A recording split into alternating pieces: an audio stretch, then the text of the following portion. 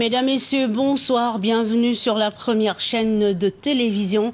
L'actualité nationale reste évidemment marquée par la fièvre de la campagne électorale dans le cadre des élections législatives sur le terrain. Les différents états-majors à pied d'œuvre pour convaincre et ratisser large. Et c'est malheureusement dans ce contexte que nous apprenons la disparition de 6 de nos compatriotes, bilan d'un accident de circulation survenu sur l'axe Malinga-Mbigou. Le récit des faits avec nos confrères de l'OATV.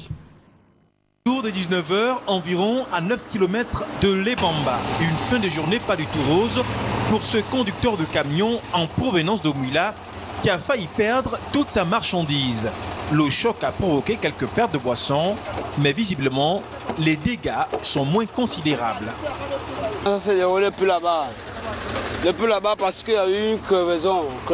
Tu as eu la roue avant, la roue arrière là. Les casseurs sont tombés. Et puis c'est là où on a eu peut-être crevaison, c'était depuis Mouila. Depuis Mouila, bon, on a tenté de savoir que non, on a pompé, on a mis d'air. Il n'y a pas eu vraiment trop d'air quoi, hein, tu comprends? Hein? Oui, apparemment quand on arrive de ce niveau, on a trouvé ce genre de coup-là et puis c'est là où la voiture s'est mise à l'écart. Heureusement pour ce conducteur, cet endroit ne présente aucun danger. Une défaillance mécanique qui a failli provoquer des lourdes pertes pour cet opérateur économique. Soulignons que les accidents de la circulation sont plus fréquents à quelques kilomètres de là, non loin du pont de Langounier, actuellement en plein aménagement. Et puis, nous revenons ce soir sur la 17e conférence des Nations Unies sur les changements climatiques, la pertinence des actions entreprises par le Gabon en faveur de cette lutte a rencontré l'adhésion des participants. Lazo Aborneur, Bartel Boisse de la presse présidentielle. Malgré la très faible représentation des leaders de la planète au rendez-vous de Durban, 3 chefs d'État et de gouvernement dont le président de la République, la communication du chef de l'État Ali Bongo Ondimba a fait sensation. Sensation parce que les engagements et actions énoncés participent de la volonté franche et concrète du leader gabonais d'en découdre avec les changements climatiques. Sa participation à la conférence de Copenhague et son appartenance au collège des décideurs, les 28 au sortir de Copenhague, ont renforcé ses convictions en faveur de la lutte contre les changements climatiques. Ali Bongo Ondimba plus que jamais décidé. Ce plan me permettra de prendre des engagements concrets et durables au nom du peuple gabonais pour lutter contre les changements climatiques. Recouvert à 88% de son territoire, le Gabon totalise 23,7 millions d'hectares de forêt qui sont gérés de manière durable et responsable. Notre politique forestière, initiée dès 2001, a permis de réduire de plus de 60% notre taux de déforestation, le situant aujourd'hui autour de 0,010% par an.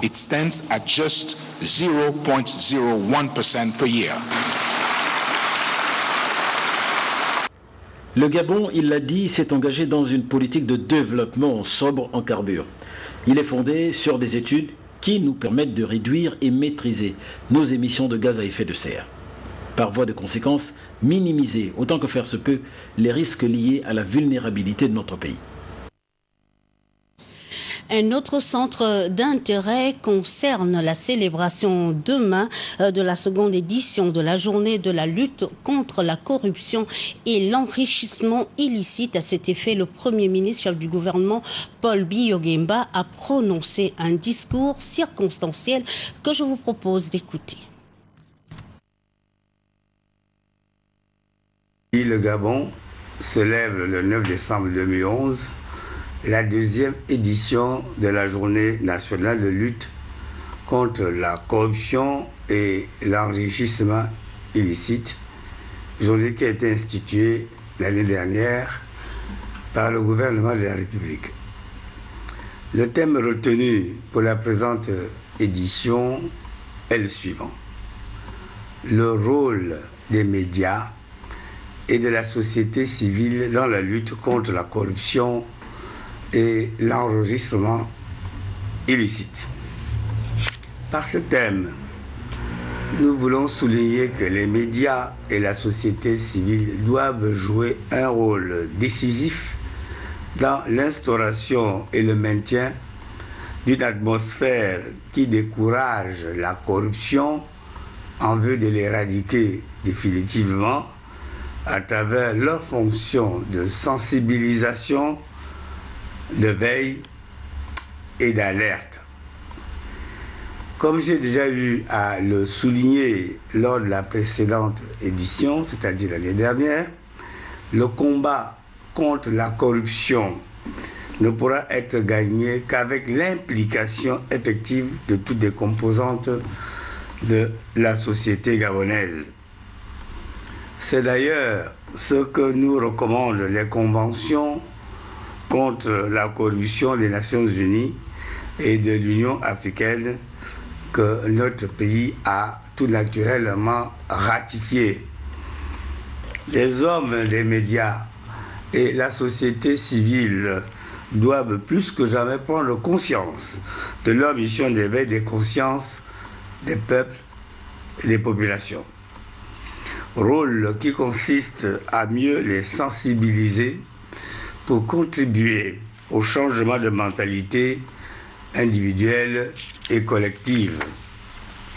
Le Gabon émergent, exempt de corruption, que le président de la République, chef de l'État, son Excellence Ali Bongo Ondimba, appelle de tous ses voeux, passe nécessairement par cette prise de conscience et de changement de mentalité de tous et de chacun.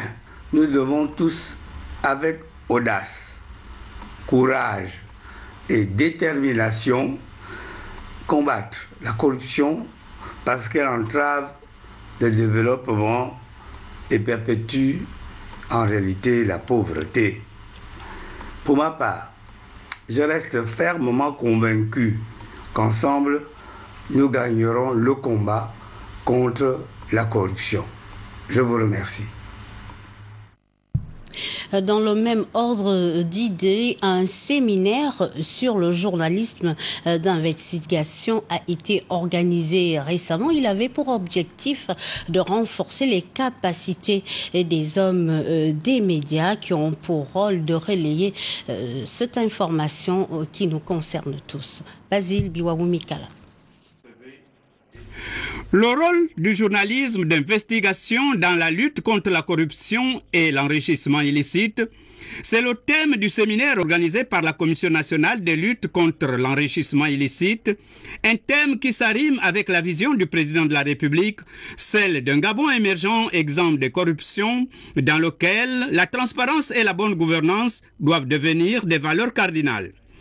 Dans son allocution, le président de la commission a mis le journaliste devant ses responsabilités. Votre rôle dans ce combat est donc essentiel. Il consiste non seulement à conscientiser le public sur les causes, les conséquences et les remèdes possibles du phénomène, mais également à mener des investigations sur la prévalence de la corruption.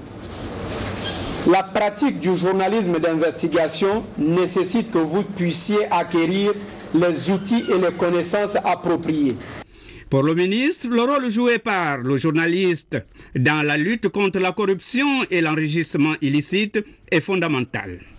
Pour étayer son propos, il a rappelé certains passages du discours du président de la République à l'endroit des communicateurs. La presse doit être critique.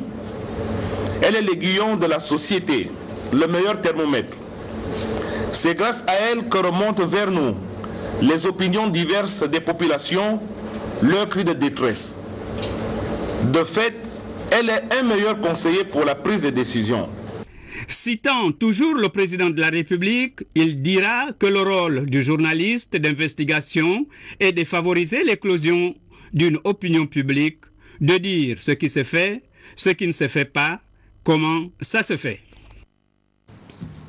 Dans le reste de l'actualité, visite quasi inopinée du ministre de la Santé à l'INFAS, Flavien Zenginzoudou, est allé toucher du doigt les enseignements dispensés par les experts canadiens parmi les étudiants. Ahmed Mouyaka de notre rédaction.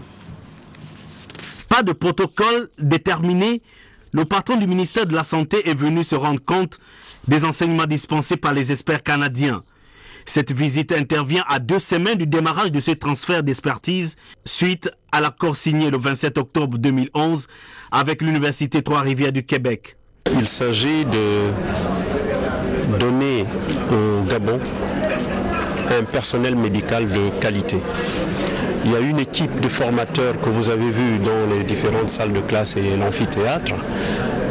Les cours ont donc démarré. Ces cours s'adressent non seulement aux formateurs qui auront à leur tour à former les infirmiers, les sages-femmes et autres personnels, mais aussi la formation des praticiens.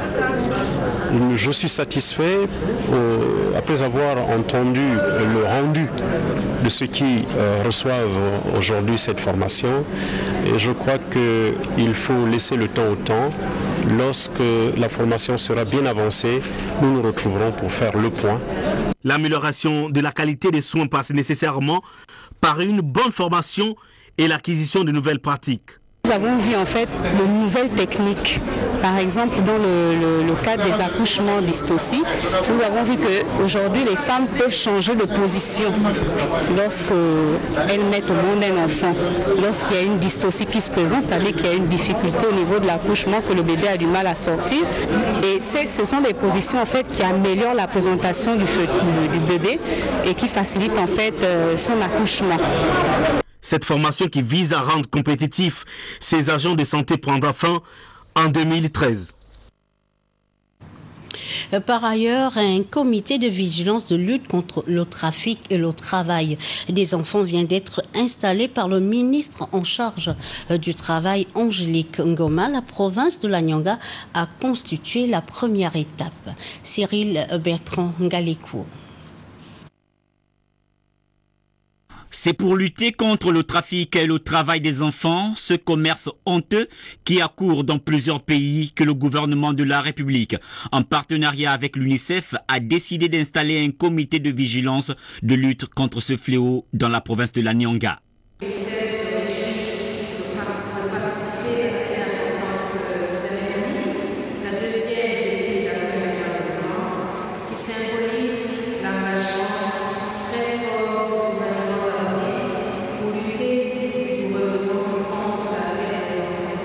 Après les différentes interventions, notamment de Maumbu, deuxième adjoint au maire de la commune de Chibanga, et la brève allocution du premier conseiller d'ambassade des États-Unis, s'en est suivi l'installation officielle du comité de vigilance de lutte contre le trafic et le travail des enfants dans la Nyanga.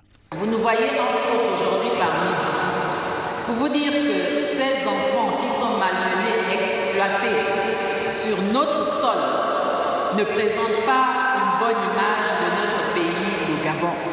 Terre hospitalière, terre d'accueil. Nous voulons que toutes les personnes qui vivent au Gabon se conforment à la légalité. L'enfant a le droit de vivre. L'enfant a le droit d'apprendre. Il n'est pas interdit d'éduquer un enfant parce qu'il y a l'éducation scolaire, mais il y a aussi l'éducation familiale. Joseph Ngebot Mbot, gouverneur de la province de la Nyanga, occupe le poste de président du comité provincial. Il a désormais la lourde tâche de veiller à éradiquer ce fléau des temps modernes dans cette localité et répondre ainsi aux attentes des plus hautes autorités de notre pays.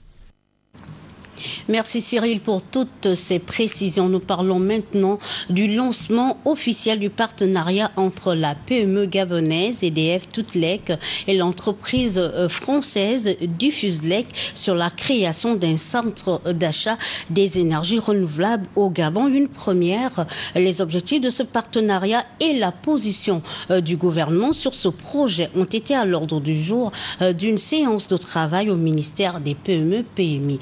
Le compte rendu est de Cherel Annabelle Bungota.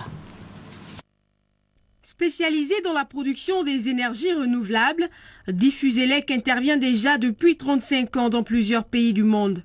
En signant ce partenariat, EDF Toutelec s'inscrit désormais dans ce secteur, dans un pays où la saturation en énergie est considérable. La présence du PDG de Diffuselec au Gabon vise à concrétiser ce contrat. Quand on dit les énergies renouvelables, on parle souvent de photovoltaïque, d'éoliennes, mais nous en plus, si vous voulez, nous fabriquons également tous les produits à LED pour l'éclairage, aussi bien intérieur qu'extérieur, aussi bien pour l'éclairage public que pour l'éclairage de particuliers. Un marché potentiel phénoménal et qui permet de diviser par 10 en moyenne la consommation pour le même éclairage. Oui. Les avantages de ces produits sont importants non seulement en termes de qualité d'énergie, mais aussi de coût et de durée de vie. Si quelqu'un consommait 100 000 francs d'électricité, le fait d'avoir changé tout ce matériel, en retour, vous serez autour de 25 à 30 000 d'électricité. Mis en place sur le marché, ce projet qui va donc fortifier la fourniture en électricité au Gabon, le gouvernement de la République en fait déjà un point majeur quand on parle de Gabon émergent à l'horizon 2025. Je peux vous dire que le gouvernement gabonais soutient ce projet qui va apporter quelque chose dans le projet du chef de l'État qui est de faire le Gabon pays émergent. La COFAS, qui est un partenaire de Diffuselec, accorde jusqu'à 30 millions d'euros pour investir et développer ce projet. EDF Toutelec entend créer une centrale d'achat pour l'an 2012 et à long terme entrer dans un cycle de production made in Gabon. Après sa restitution à la faveur d'un séminaire impliquant plusieurs départements sectoriels, le plan national géomatique va amorcer sa phase attendue de déploiement. 4 projets pilotes ont été retenus, les routes, l'eau, la santé et l'agriculture. Edgar Djembidoukaga. Présidé à l'ouverture par le ministre en charge du budget Emmanuel Issozé, le séminaire de restitution du plan national géomatique conçu avec l'expertise de l'Institut national géographique de France, a été clôturé par la secrétaire générale du ministère du budget, avec à la clé 4 projets pilotes. Il y a eu 4 projets pilotes qui ont été mis en place qui se concentrent dans le plan stratégique Gabon émergent et qui concernent un projet sur la santé, la cartographie de l'offre de soins, un projet hydraulique sur l'étude des aquifères et des ressources hydrauliques, un projet sur l'étude et le développement du réseau routier et un dernier projet sur le zonage des terres agricoles. Ayant mobilisé de jeunes talents gabonais outillés sur l'information cartographique, la Direction générale du budget a ensuite passé le relais à l'Agence nationale des infrastructures numériques. Chers collègues, nous vous transférons le bébé. C'est un beau bébé et nous comptons beaucoup sur votre détermination pour que ce dossier puisse bien être suivi et que ce plan national géomatique serve de modèle au niveau de la Suède. Paris quasiment gagné et le ministère en charge du budget n'attendait pas plus.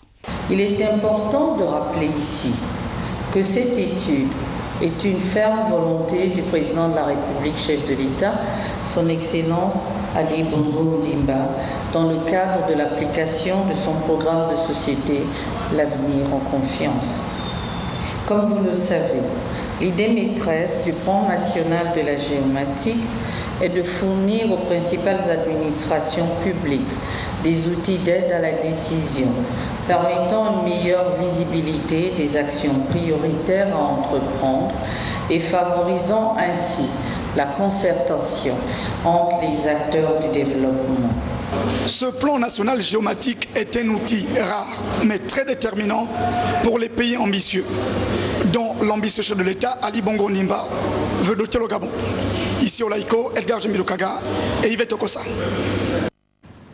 Edgar Djembidoukaga que nous allons retrouver demain dans le cadre de nos activités.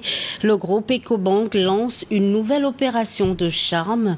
Le compte Ecobank Diaspora, il concerne tout travailleur hors de son pays d'origine. Le concept a été présenté récemment au grand public en présence de Martial Edgar Chibinda Magwindi. Restaurant Roma à Louis, qui a servi de cadre au lancement officiel du compte Ecobank pour la diaspora africaine. La formule se veut innovante et rapproche davantage le groupe de sa clientèle.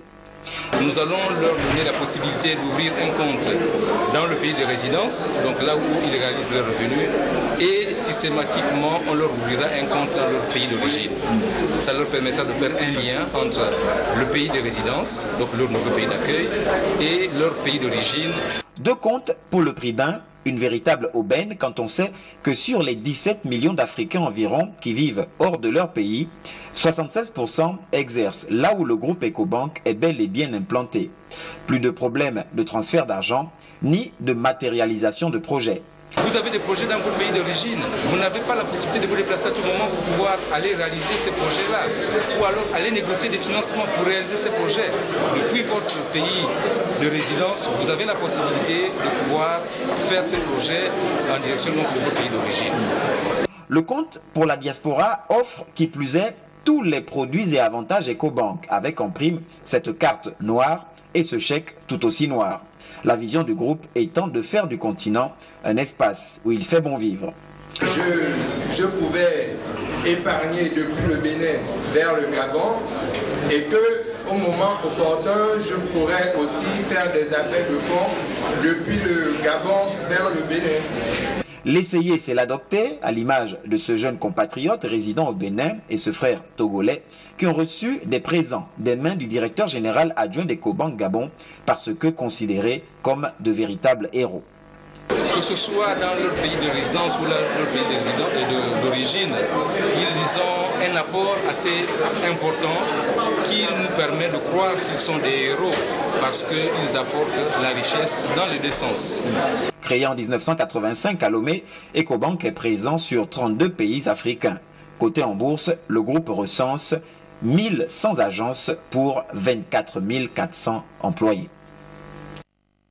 Et puis retenez que l'ordre de passage des candidats aux élections législatives dans les médias audiovisuels gabonais est désormais connu. Le tirage au sort a eu lieu cet après-midi à l'hémicycle de la maison Georges Rahuiri. À cet effet, un code de bonne conduite a été également signé tant du côté des candidats que celui des hommes des médias. La commission d'accès équitable aux médias publics qui a présidé la dite cérémonie, a retenu au total 6 émissions d'expression directe et 5 émissions de table ronde. Il faut préciser que la dite cérémonie était rehaussée par la présence du Premier ministre, chef du gouvernement, Paul Biya-Ogemba. Nous y reviendrons. Alors, cette brève nous sert de transition à la page politique consacrée aux élections législatives. Après l'ouverture de la campagne hier, le candidat PDG Paul Biya-Ogemba à la conquête de son électorat a fait du porte-à-porte ce jour dans la partie nord de sa circonscription électorale sur la route de Bambouchine. Sur place, nos confrères de la presse de la primature. Au petit trot et avec entrain que Paul Biya-Ogemba a démarré sa campagne de séduction des populations dans sa circonscription électorale. Ce jeudi matin, le candidat PDG du 2e siège du Komo-Manda et son équipe ont parcouru plus d'une vingtaine de kilomètres à l'intérieur du département à la rencontre des électeurs. Un porte-à-porte qui a conduit le député sortant au village à Kokbe, à Oving, Bambouchine, puis à Montalier, où il est allé soutenir l'autre candidat PDG de la zone. Partout où il est passé, Paul Biya-Ogemba a eu le même message pour ses concitoyens. Je viens vous demander de continuer à me faire confiance. Je viens vous demander de voter encore pour moi le 17, ici à Koubé, à Bapoutou, à Mambouette, un peu plus loin à Oving et à Bambouchine. Voter pour moi, ça veut dire qu'ensemble, nous allons chercher à faire que notre zone ici se développe. Je vous demande de nous faire confiance, de continuer à faire confiance au parti, de continuer à faire confiance au chef de l'État. Ce que nous avons décidé de faire pour le Gabon, pour l'estuaire et pour le vent, nous le ferons. Des populations enthousiastes qui ont promis de répondre positivement aux sollicitations de leur hôte le 17 décembre prochain dans les urnes. Dans le cadre de la campagne des législatives 2011, le camarade membre du bureau politique du PDG, candidat au premier siège du 4e arrondissement de la commune de Libreville, Alexandre Barraud-Chambrier, animera un meeting d'ouverture de campagne à 15h au rond-point d'Agwinje ce vendredi 9 décembre 2011. Les militants, militantes et sympathisants du PDG sont invités à une grande mobilisation des 13h et puis dans le cadre du lancement de la campagne pour les élections législatives du 17 décembre 2011, le Parti démocratique gabonais organise un grand meeting demain, vendredi 9 décembre 2011, à la place de l'Indépendance de Franceville à 14h30. Ce meeting sera animé par le candidat Jean-Pierre Oyiba, membre du bureau politique et candidat aux dites élections législatives du 17 décembre prochain. Les militants du Parti démocratique gabonais à Lambaréné, province du Moyen-Ogooué, ont choisi l'aéroport Georges Raviri comme cadre pour l'ouverture de la campagne. Richard Auguste Onouvier, le candidat du parti sur le siège unique de cette commune, vient de recevoir le soutien de la population sur place. Yves Gislain Mitumba. Ambiance des grands jours ce mercredi à Lambaréné à l'occasion du lancement de la campagne pour les législatives 2011. Richard Auguste Onouvier, le candidat du PDG au siège unique de cette commune, entouré de son directeur de campagne, est allé dévoiler aux populations migovéennes ses intentions de poursuivre l'œuvre de développement déjà engagée par le président de la République Ali Bongo Ondimba, par ailleurs président du PDG. Il est président de la République, il a commencé à montrer que ce qu'il a promis aux Gabonais, il va le faire. Et lui, pour le faire, pour continuer à bien le faire, il faut des outils de travail. Ces outils de travail, c'est le Parlement d'abord. Un bon Parlement qui est acquis à la cause du président et du parti, donc à la cause de la majorité des Gabonais. Le meeting géant qui a permis au candidat et à son directeur de campagne de présenter à l'assistance son équipe et son comité stratégique a été rehaussé par la présence des hiérarques du parti, en tête desquels Rose Francine Rogombe, membre du comité de concertation du PDG. Ici, tous s'accordent à dire que la commune de Lambaréné a besoin d'hommes forts qui travaillent pour l'émergence du pays. La médisance et les attaques personnelles sont à proscrire. Il importe donc que tous les PDGistes de la province regardent dans la même direction pour le bien-être des populations. Je viens vous demander de me renouveler votre confiance pour que nous puissions terminer ce que nous avons commencé. Vous, les jeunes, vous m'interpellez, votre situation m'interpelle et je voudrais, avec votre consentement, continuer ce qu'on a commencé pour votre formation. Et les femmes, la locomotive. Qu'est-ce que vous me dites, les femmes? Alors je prends l'engagement de défendre vos dossiers auprès du gouvernement de la République. Rao, comme on l'appelle ici, entend succéder à lui-même un homme expérimenté du terrain. Ancien directeur général de la Banque gabonaise de développement et ancien membre du gouvernement ayant occupé les portefeuilles des ministères des Mines, des Eaux et Forêts et du Plan, l'homme a reçu pendant la cérémonie le soutien des notables, des jeunes, des femmes, de tous les groupes ethno-linguistiques de Lambaréné, sans oublier les artistes locaux, parmi lesquels Mac Joss, le grand baobab de la musique gabonaise. Ils seront 7 à défendre la couleur rouge de l'UPG dans l'estuaire. Ces porte-étendards ont été présentés au cours du lancement de la campagne électorale hier, en présence de Jean-Raoul Mbadinga Ouabadinga. 7 candidats dont la province de l'estuaire, l'UPG qui va désormais apprendre à faire sans Pierre Mamboundou, part à cette élection avec des devoirs qu'il s'impose.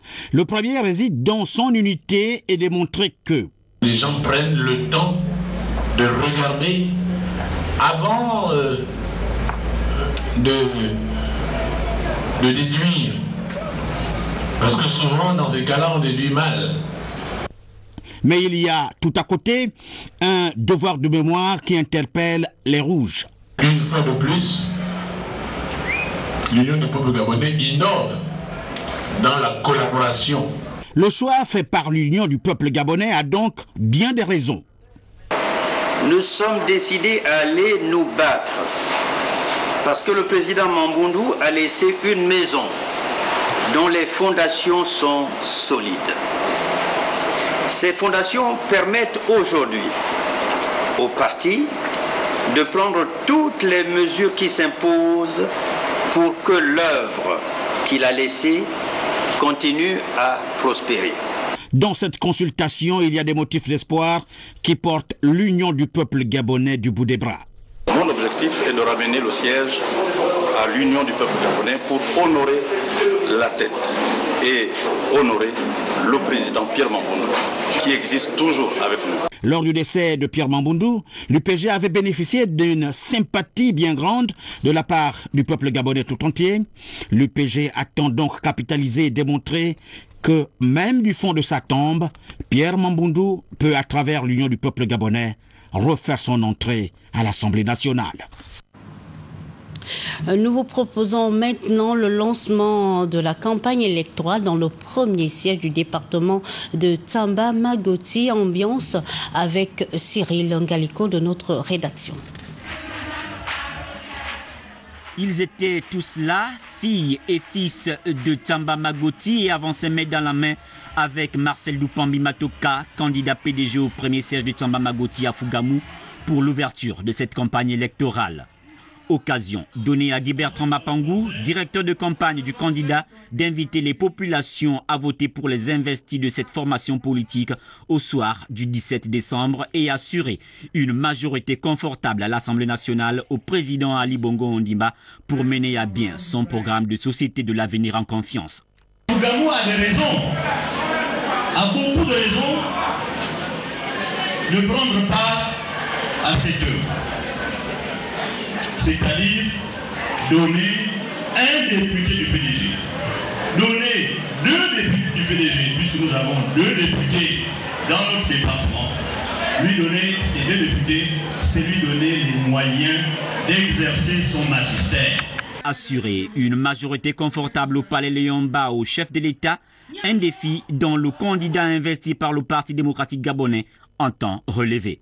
Que le regard que personnellement je porte à mon département et à ma ville de Fougamou, regarde que j'essaie de le faire avec ma nation. C'est de faire que ce pays soit mieux aujourd'hui et encore meilleur demain qu'il n'a été hier. Nous avons un pari à gagner. Nous avons des amis là-bas, au niveau. Appuyé par les siens, le candidat PDG au premier siège de Tamba-Magoti a promis sa victoire au soir du 17 décembre prochain. Le candidat du Rassemblement pour le Gabon sur le 2e siège du département de Lokano à Midik, Célestin Nguema Obam, ouvre officiellement sa campagne électorale ce samedi 10 décembre. Les qualités morales et l'expérience politique du candidat RPG ont été soulignées dans une motion de soutien du mouvement des amis de Célestin Nguema Obam, lu par son porte-parole au micro de Thierry Mondaka. Le soutien au candidat RPG du 2e siège commune double pour l'élection législative du 17 décembre.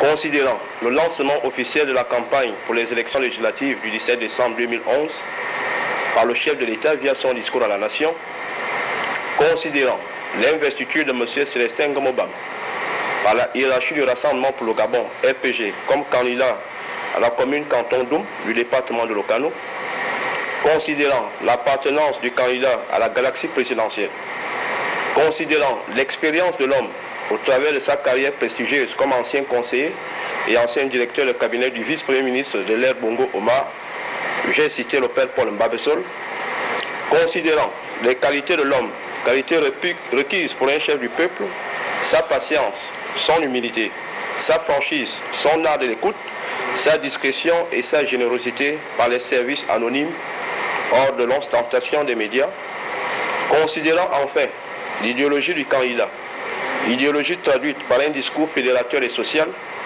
tant il est vrai que M. Célestin Ngomobam ne se livre pas à la vente des illusions, au surréalisme manifeste chez certains candidats qui font du poste de député une échelle et une tour de Babel pour atteindre le firmament. Nous, ressortissants et ressortissantes du deuxième siège du département de Lokano, réunis dans l'association Mouvement des Amis de Célestin Ngomobam, MACNO, apportons notre soutien total à ce dernier. Remercions la présidence du RPG pour avoir eu l'élégance et la sagesse de l'investir comme candidat aux prochaines législatives. Invitons toute la population du canton d'Oum Commune à prendre fait et cause pour ce candidat pour une victoire anéantissante au soir du 17 décembre. Pour le fondateur du MACNO, M. Luc Nathan Nkemikan, pour le président d'honneur, M. Ghislain Dongon, fait à Libreville le 8 décembre 2011. Enfin, le candidat du PDG du premier siège du 2e arrondissement de Libreville a ouvert sa campagne par la présentation de son directoire de campagne. Par la même occasion, Aurélien Toutoum Biam a invité le coordinateur de campagne des candidats PDG de l'Estuaire, Paul Biyogemba, à procéder à l'inauguration officielle de son quartier général au quartier Kembo. Lolita Oboni. Le grand meeting d'ouverture de campagne du PDG dans la province de l'Estuaire, l'heure est au meeting dans les différents états-majors. Désormais sur le terrain, le candidat du premier siège du 2e arrondissement, Aurélien Toutoum, a invité le coordonnateur de campagne des candidats de l'Estuaire, Paul Biyogemba, à inaugurer son siège au quartier Nkembo. Une occasion mise à profit pour présenter son équipe de campagne. Puisque nous savons que vous êtes très limité par le temps, nous allons tout de suite passer à l'essentiel en vous présentant le directoire de campagne. Nous avons retenu comme directeur de campagne le camarade Henri-Paul Nambion. Makaya Mouba, plus connu sous le nom de Machos.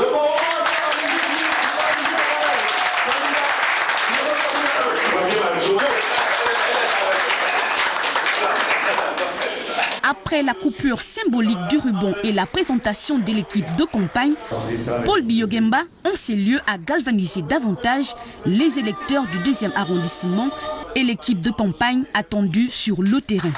Avec vous aujourd'hui, premier siège du 2e arrondissement de Libreville, procéder à l'inauguration de votre siège. Un siège qui doit être efficace et pragmatique. Le lieu de rassemblement des militants et des militants, l'équipe de campagne qui vient d'être présentée officiellement. Un siège est très important parce que c'est un corps de garde en même temps que c'est un laboratoire d'idées. Ce qui doit caractériser une équipe, c'est d'abord, vous devez être habité par cette soif de victoire. Je vous invite fermement à avoir cette soif de gagner, cette soif de vaincre. La cérémonie a pris fin avec le dévoilement de la plaque indicative du quartier général du candidat sur laquelle on pouvait lire QG Aurélien Toutoum, relais de l'émergence. Voilà, mesdames, messieurs, nous allons revenir sur cette actualité politique au cours de nos prochaines éditions d'information. C'est la fin de cette édition d'information. Précieuse collaboration de toute l'équipe d'antenne, Kenny Daglish, Kanga. Merci pour votre attention. À très vite.